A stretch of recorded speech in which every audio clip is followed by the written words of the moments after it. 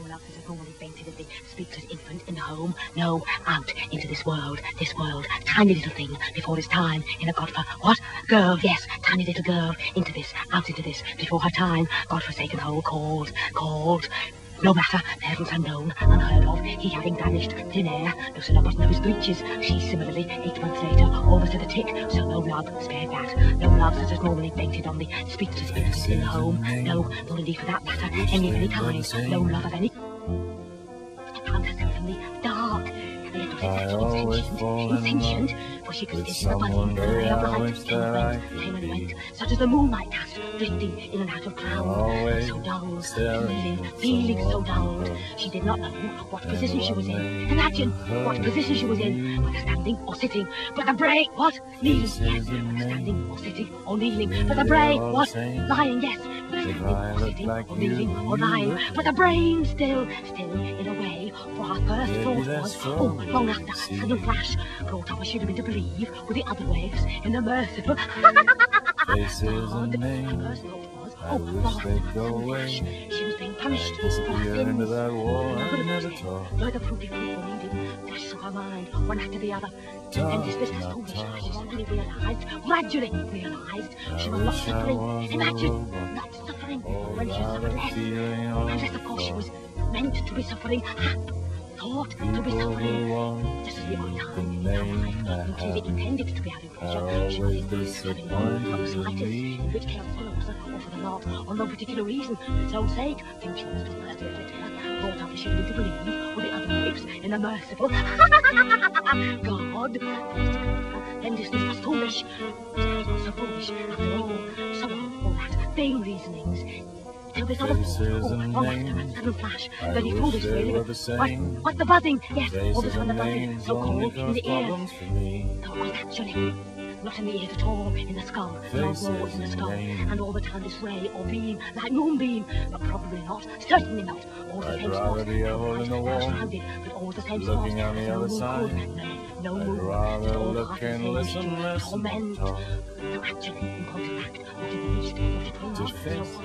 This other thought then, long after, sudden flash, very foolish really, but so in a way, that she might ride, she could not, as if it actual, could not bring herself, so full in her makeup, in the deceit of the machine, or right to the machine, so disconnected, never got the message, or powerless to respond, by numbed, from the latest sound, no sound of any kind, no scream for help, for example, should she feel so inclined, scream, ah! We wouldn't play these games. Scream again, You dressing for me. Undressing for me. No part, what? The buzzing, yes, all silent, but for the buzzing so cold.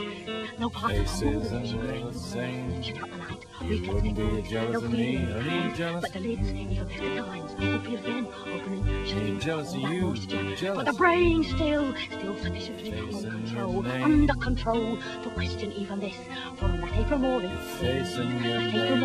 she fixing with her eye a distant bell, as she hastened towards it, fixing with her eye, lest it elude her, had it all gone out, all that light of itself, without any of her part, so on it reasons, vain questionings, and all dead still, sweet silence is the grave, when sudden what? For the buzzing, yes, all dead still, but for the buzzing so called, when suddenly she realised, words were what? Who? No!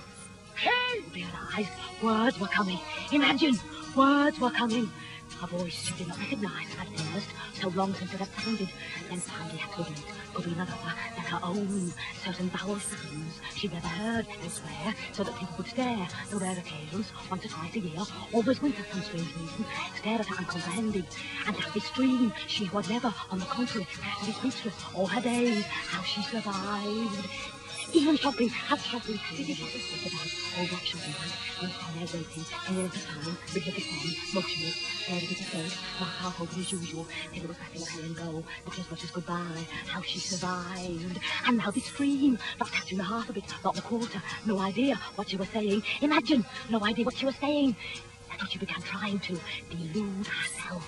It was not hers at all, not her voice at all, and no doubt would have, like as she should, was on the point, after long efforts, when suddenly she felt, imagine, her lips moving, as of course then she had not, and the whole face, all those, what? The tongue, yes, the tongue in the mouth, all those contortions without which no speech possible, yet in the ordinary way, not felt at all, so in this way, or what one is saying, the whole being hanging on its words. Had she, not only had she to give up, admit, hers alone, her voice alone, but this other awful thought, oh, one last sudden flash, even more awful if possible, that feeling was coming back. Imagine, feeling coming back. Oh, she, but no, spared that, the mouth alone, so far, so far.